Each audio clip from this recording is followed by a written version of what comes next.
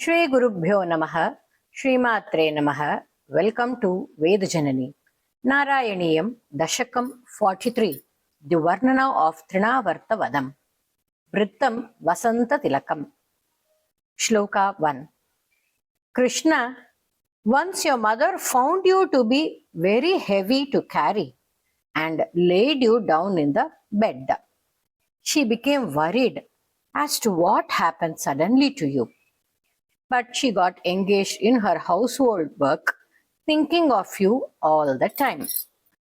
ஒரு சமயம் தங்களது தாய் யசோதை கனம் தாங்க இயலாது தங்களை படுக்கையில் கிடத்திவிட்டு, இன்று குழந்தை ஏன் இவ்வளவு கனமாக இருக்கிறான், வியப்பாக இருக்கிறதே என்ற கவலையோடு வீட்டு வேலைகளை செய்து கொண்டிருந்தாள்.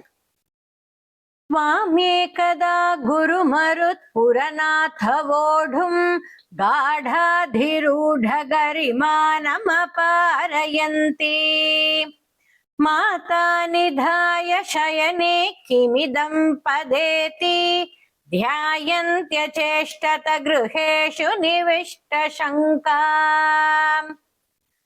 त्वामेकदा गुरुमरुत्पुरनाथवोढुम् गाढाधिरूढगरिमानमपारयन्ति माता निधाय शरणे किमिदं पदेति ध्यायन्त्यचेष्टत गृहेषु निविष्टशङ्का. Shloka 2. Trinavrata, a mighty Asura and a friend of Kamsa, who generated a thundering noise and powerful blast of wind, even when he was at a distance. He carried you away, but you are the one who carries the minds of people. திருநாவர்த்தன் என்ற அசுரன் சுழற்காற்றின் வடிவம் கொண்டு அச்சமூட்டும் வகையில் பேரொலியுடன் திசைகள் அனைத்தையும் நிறைத்து கொண்டு மக்கள் மனம் கவர்பவரான தங்களையே கவர்ந்து சென்றான்.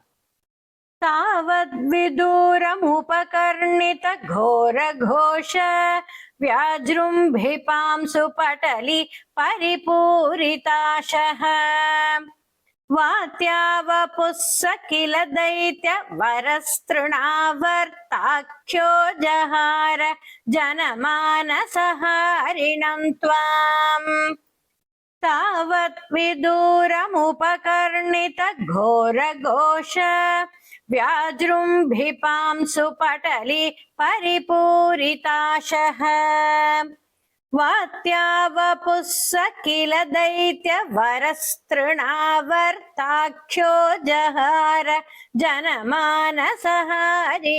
त्वाम्. Shloka 3. Krishna, all Gopas were blinded by the dust, surrounded all directions, and could not see anything.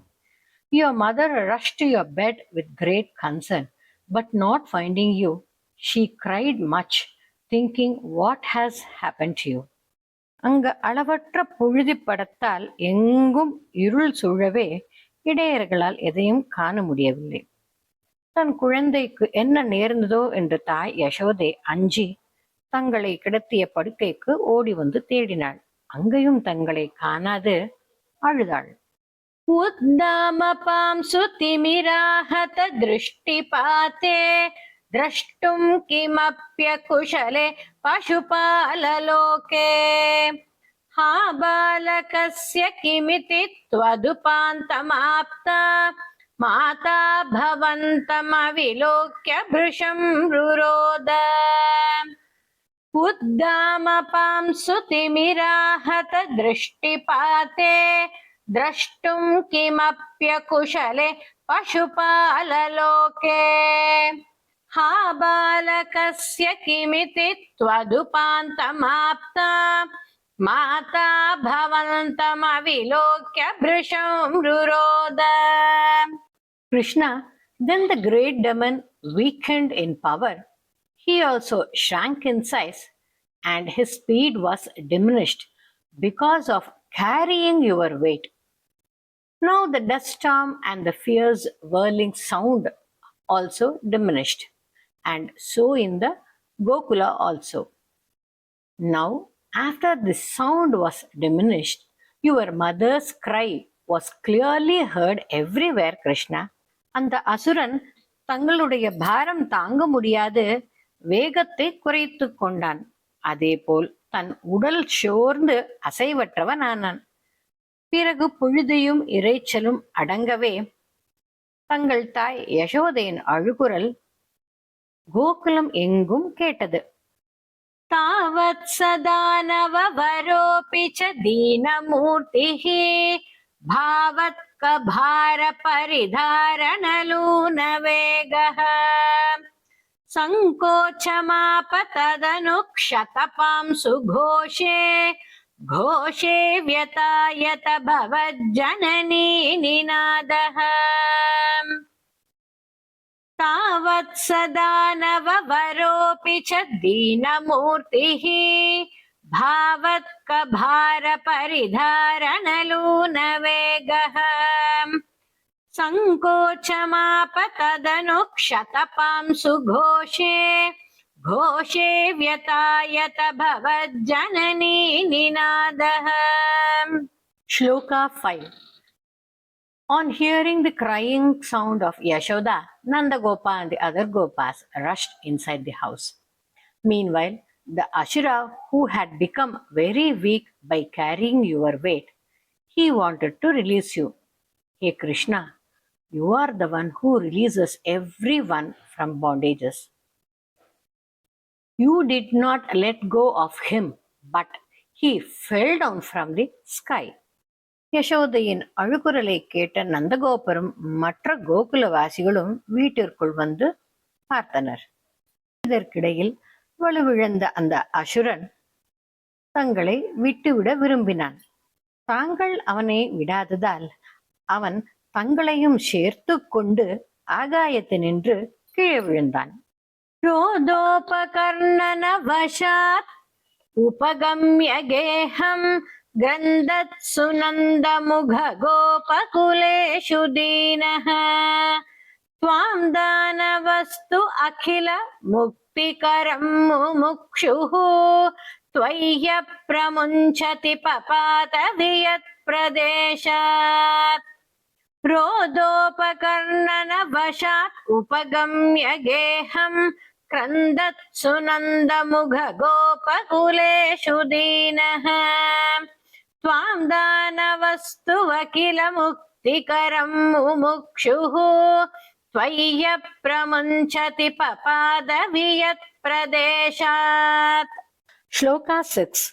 Krishna, the Gopas were tired from crying and suddenly saw to their amazement a gigantic body falling down on the rock outside, and you were playing with a smile on the chest of that body. அழுது கொண்டிருந்த கோபர்கள் வீட்டிற்கு வெளியில் பாறை மேல் விழுந்த அவ்வசுரனின் உடலை கண்டனர். அவனது மார்பின் மேல் சிறிதும் காயமின்றி நன்கு சிரித்து விளையாடும் தங்களையும் கண்டனர். रोदाकुलास्तदनु गोपगणा बहिष्ट पाषाणभृष्ट भुवि देहम् अधिष्टविष्टम् प्रैक्षन्त हन्त निपतन्तम् अमुष्य वक्षसि अक्षीणमेव च भवन्तमलं हसन्तम् रोदाकुलास्तदनु गोपगणापहिष्ट पाषाणभृष्ट भुवि देहमधिष्टविष्टम् प्रैक्षन्त हन्त निपतन्तम् अमुष्य वक्षसि अक्षीणमेव च भवन्तमलं हसन्तम्. Shloka 7. Krishna, the Ashura's body was smashed by falling on the rock, and you were beating him up with your lotus hands and smile on your face. The Gopas and their women came to you and picked you up like a blue gem from a big mountain. பாறை மேல் விழுந்ததால் சிதைந்து போன அந்த அசுரனின் உடல் மேல் தாமரை போன்ற தங்கள் கைகளால் அடித்து சிரித்து விளையாடிக் கொண்டிருந்தனர். அப்பொழுது கோபிகர்கள் தங்களை பெரிய மலை பாறையிலிருந்து நீல நிற மணியை எடுப்பது போல் தூக்கி எடுத்து கொண்டார்கள்.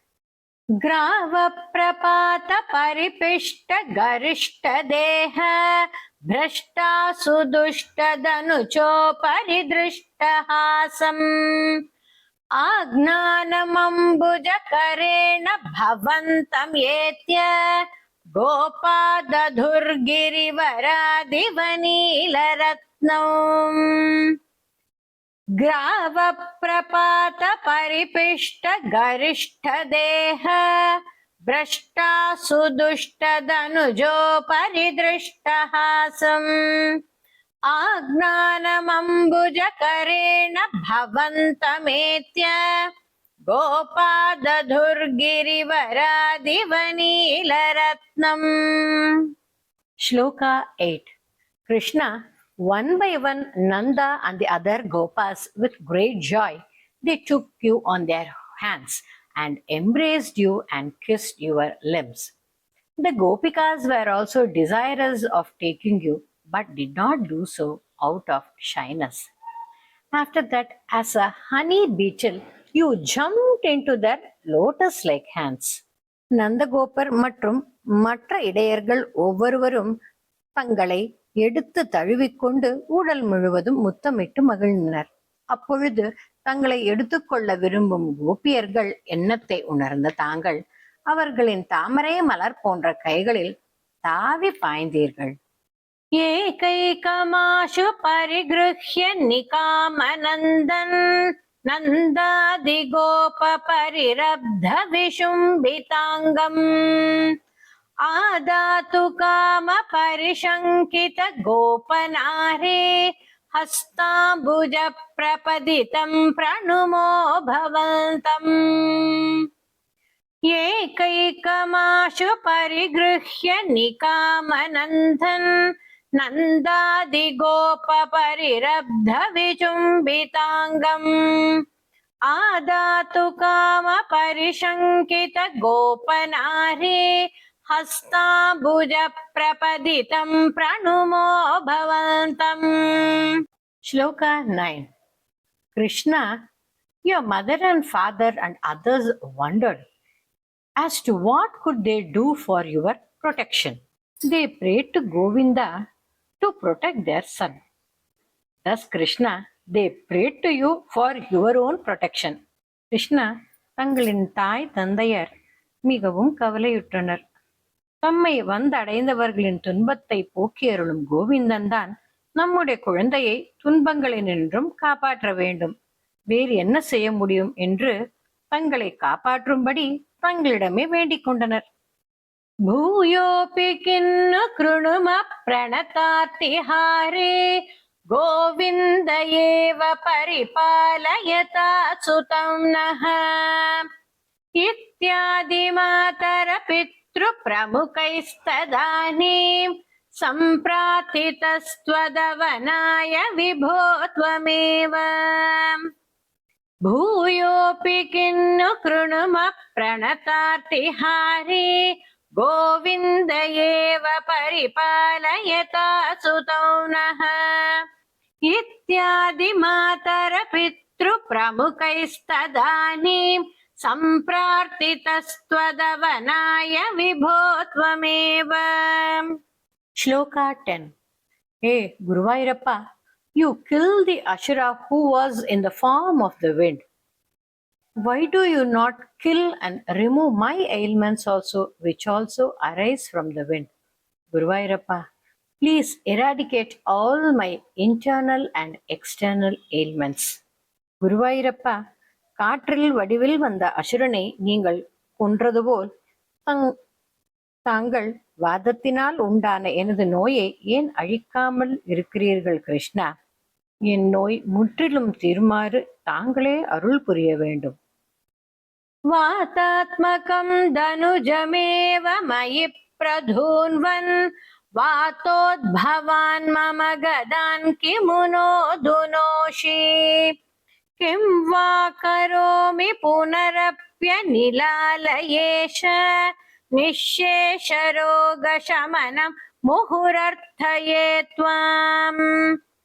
வாதாத்மகம் தனுஜமேவ மயி பிரதூன்வன் वातोद्भवान् मम गदान् किमुनो धुनोषि किं वा करोमि पुनरप्यनिलालयेश निःशेषरोगशमनं मुहुरर्तये त्वाम् सर्वत्र गोविन्द नाम संकीर्तनं गोविन्द गोविन्द.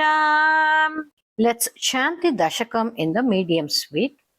त्वामेकदा गुरुमरुत्पुरनाथ वोढुं गाढाधिरूढगरिमानमपारयन्ति माता निधाय शयने किमिदं वदेति ध्यायन्त्यचेष्टत गृहेषु निविष्टशङ्का तावद्विदूरमुपकर्णित घोरघोष व्याजृम्भिपांसु पटलि परिपूरिताशः वात्यावपुस्स किल दैत्यवरस्तृणावर्ताख्यो जहार जनमानसहारिणं त्वाम् उद्दामपांसु तिमिराहत दृष्टिपाते द्रष्टुं किमप्यकुशले पशुपाललोके हा बालकस्य किमिति त्वदुपान्तमाप्ता माता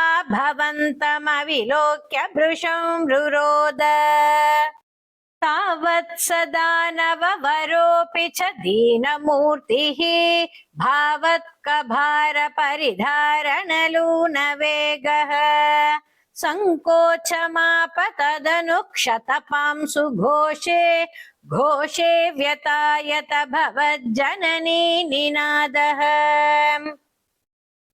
रोदोपकर्णनवशात् उपगम्य गेहं क्रन्दत्सु नन्दमुखगोपकुलेषु दीनः त्वां दानवस्तु वकिल मुक्तिकरं मुमुक्षुः त्वय्यप्रमुञ्चति पपात वियत्प्रदेशात् रोदाकुलास्तदनु गोपगणा बहिष्ट पाषाणभृष्टभुवि देहमतिष्ठविष्टम् प्रैक्षन्त हन्त निपतन्तम् अमुक्ष्य वक्षसि अक्षीणमेव च भवन्तमलं हसन्तम् ग्रावप्रपात परिपिष्ट गरिष्ठ देह भ्रष्टासु दुष्टदनुजोपरिदृष्टहासम् आज्ञानमम्बुजकरेण